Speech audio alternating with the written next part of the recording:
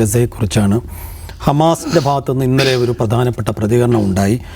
അവരുടെ അൽ ഖസാം ബ്രിഗേഡിൻ്റെ തലവൻ, സ്ഥാപകരിൽ ഒരാൾ കൂടിയാണ് മുഹമ്മദ് ദൈഫ്, കൊല്ലപ്പെട്ടുവെന്ന് ഹമാസ് ഇന്നലെ സ്ഥിരീകരിച്ചു.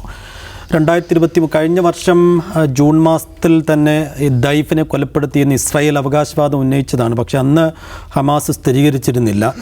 ഒപ്പം അവരുടെ ഒരു സൈനിക വിഭാഗം ഡെപ്യൂട്ടി കമാൻഡർ മർവാൻ കൊല്ലപ്പെട്ടു എന്ന് ഇന്നലെ ഹമാസ് സ്ഥിരീകരിക്കുകയാണ്. അപ്പോൾ ഈ പ്രധാനപ്പെട്ട തലവന്മാരൊക്കെ കൊല്ലപ്പെട്ടതിന് ശേഷവും അൽ ഖസാം ബ്രിഗേഡ് ഗസയുടെ തെരുവുകളിലുടനീളം നിരന്ന് നിൽക്കുന്ന നമ്മൾ കാണുകയാണ്. അവരുടെ കയ്യിൽ ആയുധങ്ങളുണ്ട്. അവർ ഗസയിൽ തിരിച്ചു വരുന്ന ആളുകൾക്കൊക്കെ സംരക്ഷണം നൽകുന്നുണ്ട്. അപ്പോൾ പ്രത്യക്ഷത്തിൽ ഇപ്പോഴും അൽ ഖസാം ബ്രിഗേഡിനോ അല്ലെങ്കിൽ ഹമാസിനോ ഒരു ക്ഷീണം നമ്മൾ കാണുന്നില്ല. പക്ഷേ അവരുടെ നേതൃത്വം ആകെ ഇല്ലാതായിരിക്കുന്നു. അപ്പോൾ ഈ നേതൃത്വം നഷ്ടപ്പെട്ടതിന് ശേഷമുള്ള ഹമാസിൻ്റെ ഭാവി എന്താണെന്നുള്ളത് കൂടി ആലോചിക്കേണ്ടതുണ്ട്. ദാവൂദ് സാഹിബ്, അപ്പോൾ ഈ ദൈഫ് കൊല്ലപ്പെടുന്നു, ഇസ്മായിൽ അനിയ പോകുന്നു, യഹ്യ സിൻവാർ പോകുന്നു. അവരുടെ യുദ്ധം തുടങ്ങുന്നതിന് മുമ്പ് അവർക്കുണ്ടായിരുന്ന ഒരു വലിയ നേതൃവിഭാഗം മുഴുവൻ ഇല്ലാതായിരിക്കുന്നു. ഹമാസിൻ്റെ ഒരു പ്രവർത്തനം ഇനി എങ്ങനെയായിരിക്കും? ഭാവി എന്താണ്? അല്ല, അതിൽ ആ ചോദ്യത്തിന് വലിയ പ്രസക്തിയില്ല സൈഫ്. എന്താണെന്ന് വെച്ചിട്ടുണ്ടെങ്കിൽ ഈ മുഹമ്മദ് ദൈഫ് കൊല്ലപ്പെട്ടു എന്നുള്ളത് ഹമാസ് ഖസാം ബ്രിഗേഡ് ഔദ്യോഗികമായി സ്ഥിരീകരിക്കുന്നത് ഇന്നലെയാണെന്ന് മാത്രമേ ഉള്ളൂ. അദ്ദേഹം 2024 ജൂലൈയിൽ ഒരു ഇസ്രായേലിൻ്റെ എയർ സ്ട്രൈക്കിൽ കൊല്ലപ്പെട്ടുവെന്ന് അന്ന് ഇസ്രായേൽ പറഞ്ഞാണ്. അപ്പോൾ ഹമാസ് അന്ന് അതിനെ തള്ളിക്കളയുകയോ ചെയ്തിട്ടില്ല, അതിനെ അംഗീകരിക്കുകയോ ചെയ്തിട്ടില്ല. എന്തുകൊണ്ടായിരിക്കും എന്ന് വെച്ചാൽ ഒരുപക്ഷെ അവരുടെ ഈ പറയുന്ന ആക്രമണം നടന്ന താവളത്തിലേക്കോ പ്രദേശത്തേക്കോ എത്തിപ്പെടാനോ അത് ഔദ്യോഗികമായിട്ട് കൺഫേം ചെയ്യാനോ ഇവരുടെ സൈനിക നേതൃത്വത്തിന് സാധിച്ചിട്ടുണ്ടാവില്ല. ഇപ്പോൾ ഈ യുദ്ധവിരാമം വന്നു.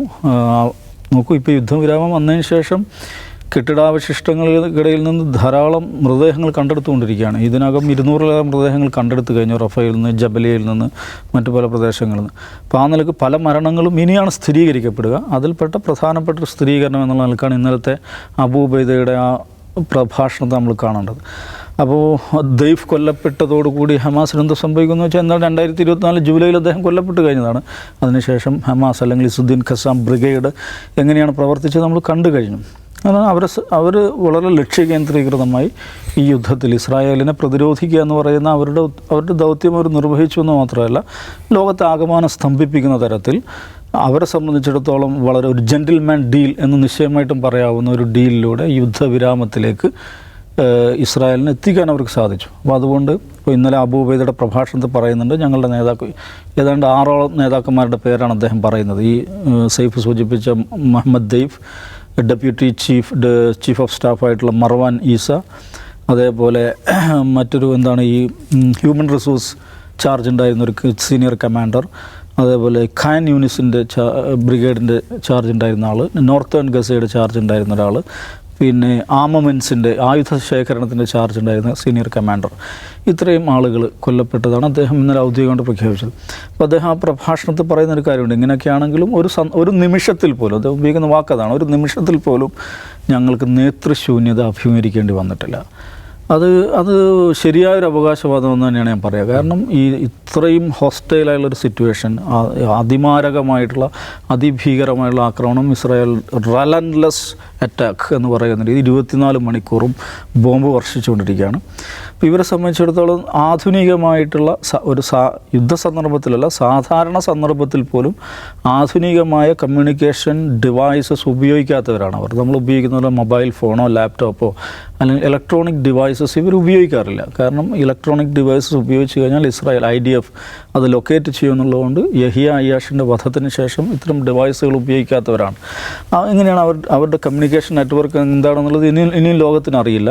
Complex network of personal messengers എന്നാണ് അതേക്കുറിച്ച് പഠിച്ചിട്ടുള്ള പല മിലിറ്ററി അനലിസ്റ്റുകൾ എഴുതിയിട്ടുള്ളത്. പക്ഷേ ആ കോംപ്ലക്സ് നെറ്റ്വർക്ക് ഓഫ് മെസ്സഞ്ചേഴ്സ് എന്ന് പറയുന്നത് വാട്ട് കൈൻഡ് ഓഫ് മെസ്സഞ്ചേഴ്സ്? നിങ്ങൾ പേപ്പറിൽ എഴുതി ഇങ്ങനെ കൊണ്ടു നടക്കുകയാണോ, കക്ഷത്ത് വെച്ച് കൊണ്ടു നടക്കുകയാണോ, ഇനി അതിൽ വേറെ എന്തെങ്കിലും ഡിവൈസ്, വയേർഡ് ഡിവൈസ് ഉപയോഗിക്കുകയാണോ, ഒന്നും അറിയില്ല. പക്ഷേ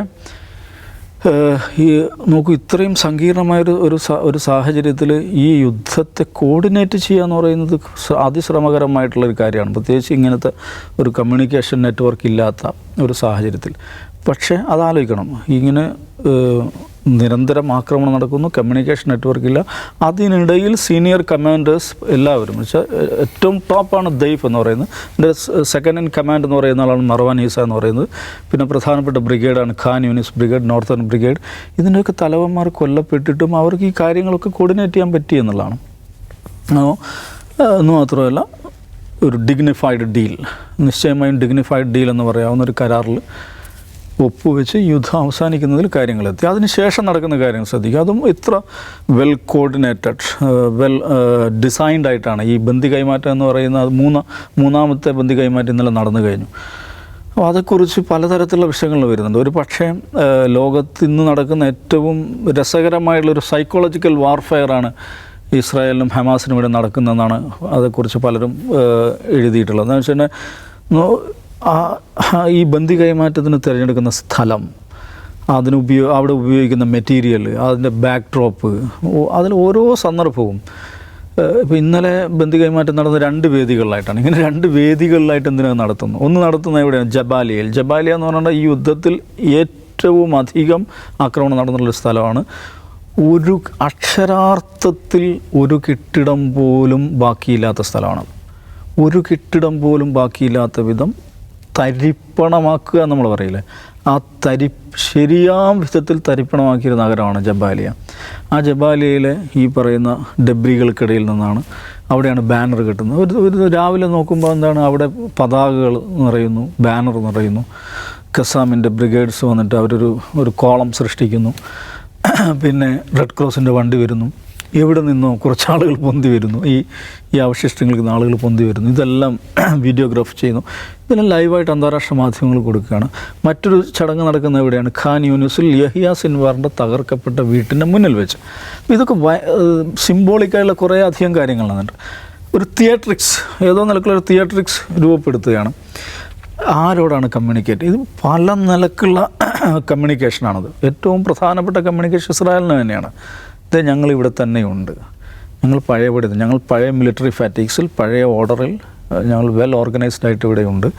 ഞങ്ങൾക്കൊരു ഇവൻ്റ് സംഘടിപ്പിക്കാൻ ഏറ്റവും മികച്ച ഒരു റൺ ഡൗണിൽ ഒരു ഇവൻ്റ് സംഘടിപ്പിക്കാൻ ഞങ്ങൾക്കത് സാധിക്കുന്നു. ഇസ്രായേലിനെ, പ്രത്യേകിച്ച് ഐ ഡി എഫിനെ കുറിച്ച് അവർ സാധാരണ പറയുന്നൊരു പേരുണ്ട്, ഇസ്രായേൽ ഡയപ്പർ ഫോഴ്സ് ആണ് അവർ പരിഹസിച്ച് പറയാറുള്ളത്. നിങ്ങൾ നോക്കൂ, നിങ്ങളുടെ സർവായുധങ്ങളും ഉപയോഗിച്ച് പിടിച്ചു പോകാൻ ശ്രമിച്ച ആളുകളുണ്ടല്ലോ, അവരെ ഞങ്ങൾ കൊണ്ടുവരികയാണ്. നിങ്ങൾ തകർത്ത ഈ കെട്ടിടങ്ങൾക്കിടയിൽ നിന്ന് അവർ പൊങ്ങി വരികയാണ്. അത് ഹ്യൂമിലിയേറ്റ് ചെയ്യുക എന്നുള്ളതാണ്. ഇസ്രായേലിനെ ഹ്യൂമിലിയേറ്റ് ചെയ്യുക, നെതന്യാഹുവിനും ഹ്യൂമിലിയേറ്റ് ചെയ്യുക, ഇസ്രായേലിന് മേൽ മനഃശാസ്ത്രപരമായിട്ടുള്ള ഒരു വിജയം നേടിയെടുക്കുക എന്നുള്ളതാണ് ഇസ്രായേലിനുള്ള മെസ്സേജാണ് ഒന്നാമത്. രണ്ടാമത് ഫലസ്തീനികൾക്കുള്ള മെസ്സേജാണ്. നമ്മളുടെ ഫൈറ്റ് അതിന് അന്തസ്സുള്ള ഒരു കൺക്ലൂഷനിലേക്ക് നമ്മൾ എത്തിക്കുകയാണ്. നമ്മളിവിടെ തന്നെയുണ്ട്, നമ്മൾ ഐക്യത്തോടെ ഈ ഒരു പ്രൊജക്റ്റ് പൂർത്തിയാക്കും എന്നുള്ള നിലക്കുള്ള സന്ദേശം ഫലസ്തീനികൾക്ക് കൊടുക്കുകയാണ്. ഫലസ്തീനികൾ അങ്ങേയറ്റത്തെ അഭിമാനബോധവും ആവേശവും സൃഷ്ടിക്കുകയാണ്. കോൺഫിഡൻസ് ബിൽഡ് ചെയ്യുക എന്ന് പറയുന്നത് ഈ തകർച്ചയ്ക്കിടയിലും നമുക്ക് ഫലസ്തീനികൾ കൂട്ടത്തോടെ ആരവത്തോടെ ഈ ചത്തുരങ്ങളിൽ വന്ന് തകർക്കപ്പെട്ട ചത്തുരങ്ങളിൽ വന്ന് നിറയുകയും മുദ്രാവാക്യം വിളിക്കുകയും ഖസാം ബ്രിഗേഡുകാർക്ക് മേൽ പുഷ്പവൃഷ്ടി നടത്തുകയും ഒക്കെ ചെയ്യുന്നത് നമ്മൾ കാണുകയാണ്. നമുക്ക് ഒരു വശത്ത് ഇവിടെ ഈ ബന്ദി കൈമാറ്റം ആഘോഷമായിട്ട് നടക്കുമ്പോൾ, മറുവശത്ത് ഇപ്പോൾ 3 ബന്ദികളെ കൈമാറുമ്പോൾ 100 ഫലസ്തീനി തടവുകാർ പുറത്തേക്ക് വരുന്നുണ്ട്. ഈ 100 ഫലസ്തീനി തടവുകാർ എന്ന് പറയുന്നത് ഇസ്രായേൽ 3, 4, 5 ഒക്കെ ജീവപര്യന്തം തടവ് ശിക്ഷ വിധിച്ച, അവരുടെ ഭാഷയിൽ പറഞ്ഞാൽ മഹാഭീകരന്മാരാണ്. 200, 300 വർഷമൊക്കെ ജയിലിൽ കിടന്ന് മരിക്കാൻ ബാധ്യസ്ഥരായ ആളുകളാണ്. ഇസ്രായേലിനെ സംബന്ധിച്ചിടത്തോളം ഏറ്റവും അപകടകാരികളായിട്ടുള്ള ആളുകളാണ്. അവർ പുറത്തേക്ക് വരികയെന്ന് മാത്രമല്ല, അവർ ആഘോഷപൂർവ്വം സ്വീകരിക്കുകയാണ്. വലിയ ആഘോഷമായിട്ടാണ് അവർ സ്വീകരിക്കുന്നത്. ഇന്നലെ ഇസ്രായേൽ ഔദ്യോഗികമായിട്ട് പ്രസ്താവന ഇറക്കിയില്ലേ, ആഘോഷം പാടില്ല, ഇവരെ സ്വീകരിക്കാൻ ആഘോഷം പാടില്ല എന്നവർക്ക് പ്രസ്താവന ഇറക്കേണ്ടി വന്നു. എന്നിട്ട് ഈ ബസ് പോകുന്ന വഴിയെ കാത്തിരുന്ന് കൈവീശാനൊക്കെ കാത്തിരുന്ന ആളുകൾക്ക് നേരെ ഇസ്രായേൽ സേന വെടിവെച്ച അനുഭവങ്ങളുണ്ടായി. അപ്പം ഈ റാമല്ലയിലും ജനിലും വെസ്റ്റ് ബാങ്കിലും നഗരങ്ങളിൽ നടക്കുന്ന ആഘോഷം നോക്കൂ. രണ്ട് വശത്തും വലിയ ആഘോഷം നടക്കുകയാണ്. വെസ്റ്റ് ബാങ്കിൽ ആഘോഷം നടക്കുകയാണ്, ഏത് പലസ്തീനി തടവുകാരെ സ്വീകരിക്കുന്നതിൻ്റെ ആഘോഷം. ഗസയിൽ ആഘോഷം നടക്കുകയാണ്, ഇസ്രായേലി ബന്ദികളെ പറഞ്ഞയക്കുന്നതിൻ്റെ ആഘോഷം. ഇത് സൃഷ്ടിക്കുന്ന മാനസികമായ ഒരു വലിയ ഒരു സൈക്കോളജിക്കൽ ഇമ്പാക്റ്റ് ഉണ്ട്. അത് ഇസ്രായേലിനുണ്ടാക്കുന്ന ആഘാതമുണ്ട്. മൂന്നാമത്തെ ഒരു കാര്യം എന്ന് വെച്ചിട്ടുണ്ടെങ്കിൽ, ഇത് ഹമാസ് ഈ സന്ദേശം കൊടുക്കാൻ ഉദ്ദേശിക്കുന്നത് അറബ് രാഷ്ട്രത്തലവന്മാർക്കാണെന്നുള്ളതാണ്. നോക്കൂ, നിങ്ങൾ ഇത്രയും കാലം കൈകെട്ടി നിന്നതല്ലേ, നിങ്ങൾ കൈകെട്ടി നിന്നവർ നിങ്ങളുടെ കൂട്ടത്തിലുണ്ട്, പിറകിലൂടെ ഇസ്രായേലിനെ സഹായിച്ചവർ നിങ്ങളുടെ കൂട്ടത്തിലുണ്ട്. നോക്കൂ, ഇങ്ങോട്ട് നോക്കൂ, ഞങ്ങൾ എന്ത് അഭിമാനത്തോടെയാണ്, എന്ത് ആത്മവിശ്വാസത്തോടെയാണ്, എന്ത് നിശ്ചയദാർഢ്യത്തോടെയാണ് ഈ പ്രശ്നത്തെ നേരിട്ടത്. അത് ഏത് കൺക്ലൂഷനിലാണ്, എങ്ങനെയാണ് അതിൻ്റെ ഒരു പരിസമാപ്തിയിലേക്ക് പോകുന്നത്, നിങ്ങൾ നോക്കൂ. നിങ്ങൾ ഞങ്ങളെ പിറകിൽ നിന്ന് കുത്താനാണ് ശ്രമിക്കുന്നതെങ്കിൽ അതും വിജയിക്കാൻ പോകുന്നില്ല എന്ന സന്ദേശം അറബ് ഭരണാധികാരികൾക്ക് നൽകുക മാത്രമല്ല, അറബ് ജനതയ്ക്ക് അവരുടെ ഫലസ്തീനെ സ്നേഹിക്കുന്നവരാണ് അറബ് ജനത 99%. അറബ് ഭരണകൂടത്തിന് വ്യത്യസ്തമായ നിലപാടാണ് അറബ് ജനതയ്ക്കുള്ളത്. അവർക്കും ഒരു സന്ദേശം കൊടുക്കുകയാണ് ഹമാസ് ചെയ്യുന്നത്.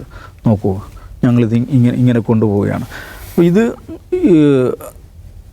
നമ്മൾ ഒരു 3 ബന്ദികളെ കൈമാറുക എന്ന് പറയുന്ന ഒരു ചെറിയ സംഗതി മാത്രമല്ല നടക്കുന്നത്. അതിർത്തികളെ ഭേദിക്കുന്ന വലിയൊരു ഒരു സൈക്കോളജിക്കൽ കമ്മ്യൂണിക്കേഷനാണ് ഇതിലൂടെ സംഭവിക്കുന്നത്.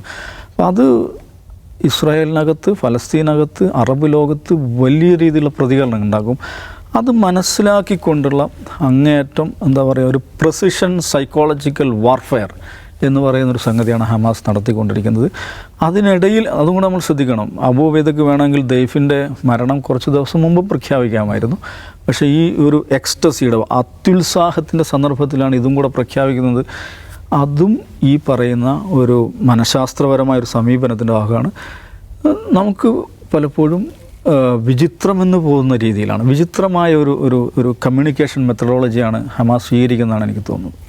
അജിംസൻ പലപ്പോഴും ഇവിടെ സൂചിപ്പിച്ചിട്ടുണ്ട്, ആ ജനം മുഴുവൻ ഹമാസാണ്, അതിൽ അവസാന മനുഷ്യനും മരിച്ചു വീഴുന്നത് വരെ ആ പ്രസ്ഥാനം അവിടെ ഉണ്ടാവുന്നത്. അപ്പോൾ ഈ അങ്ങനെ ഒരു പ്രസ്ഥാനത്തിൻ്റെ നേതൃമാറ്റമോ അല്ലെങ്കിൽ നേതൃത്വമോ ഒക്കെ അപ്രസക്തമാണെന്ന് തോന്നുന്നുണ്ടോ?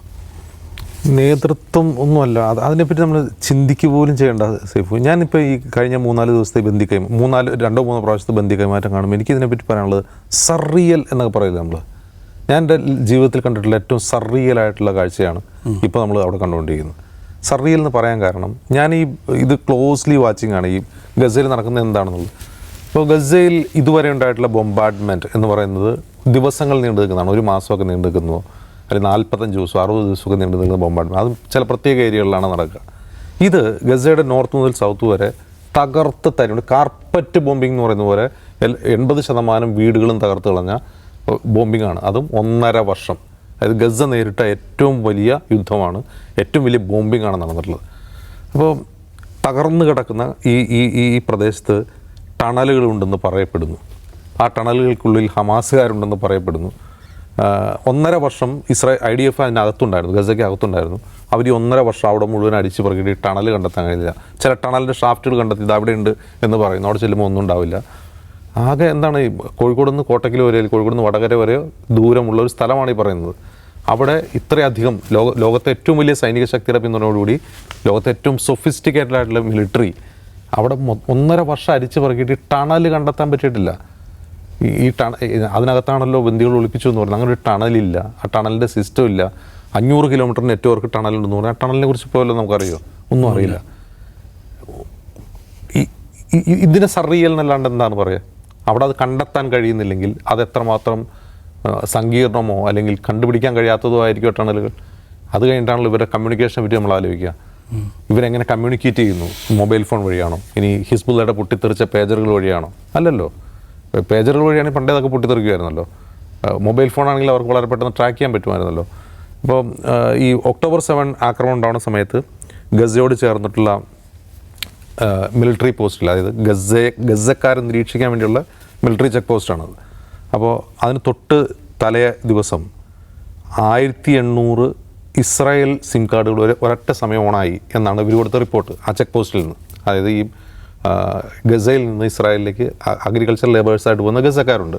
അവർ ഈ അതിർത്തി ക്രോസ് ചെയ്ത ഉടൻ തന്നെ 1800 സിം കാർഡിൽ ഒറ്റ സമയം ഓണായി.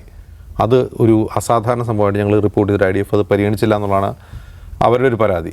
അതുമാത്രമല്ല, ഈ ആക്രമണം ഉണ്ടാകുന്നത് തൊട്ട് തലേ വെള്ളിയാഴ്ച, പിറ്റേന്ന് ശനിയാഴ്ചയാണ്. ഗസയിൽ അസാധാരണമായ വിധം അർദ്ധരാത്രി ആളുകൾ തെരുവിലൂടെ ഫോൺ വിളിച്ച് നടക്കുന്ന കാഴ്ച ഞങ്ങൾ കണ്ടു. അതായത് സാധാരണ ആളുകൾ തെരുവിൽ സാധനം വാങ്ങാൻ പോവുകയോ അല്ലെങ്കിൽ മറ്റെന്തെങ്കിലും പോകുമ്പോൾ എല്ലാവരും ഫോൺ ചെയ്യില്ലല്ലോ. തെരുവിലേക്ക് നോക്കുമ്പോൾ എല്ലാവരും ഫോൺ വിളിക്കുകയാണ്. ഇത് അസാധാരണ കാഴ്ചയാണ് ഞാൻ അവിടെ റിപ്പോർട്ട് ചെയ്തു. അത് പരിഗണിച്ചില്ല എന്നാണ് അവരുടെ പരാതി. അപ്പോൾ ഞാൻ അതുകൊണ്ടാണ് അവരുള്ളവരൊക്കെ ഹമാസാണെന്ന് ഞാൻ സംശയിക്കുന്നു. ഒന്നുകിൽ അവർ ബോധപൂർവം ഹമാസിൻ്റെ ദൂതന്മാരായി മാറുന്നു ആ ജനങ്ങൾ, അതല്ലെങ്കിൽ അബോധപൂർവം അവർ ചില വിവരങ്ങൾ വിനിമയം ചെയ്യുന്നുണ്ടാകും എന്നാണ് ഞാൻ ഇന്ന് ഊഹിക്കുന്നത്. എൻ്റെ ഏറ്റവും വലിയ പ്രശ്നം ഇതെല്ലാം കഴിഞ്ഞു, വെടിനിർത്തലൊക്കെ കഴിഞ്ഞു.